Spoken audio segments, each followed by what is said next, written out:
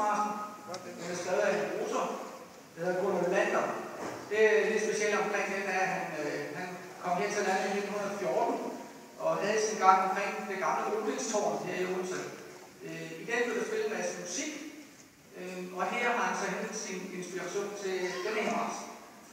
Se, der er også lidt rigtig oceansk islet, for den er lidt mere arrangeret af Michael Trane. Vi bruger selv Michael Trane i orkestret som instruktør indimellem, når vi skal lidt dybere ned i tingene. Så meget lokalt, kan man sige. Ellers velkommen til en eftermiddag med en masse god underholdning. Og så siger man, hvad god underholdning, hvad er det? Der skal jo være noget vold. Vi skal have skudt nogen, slået nogen ihjel.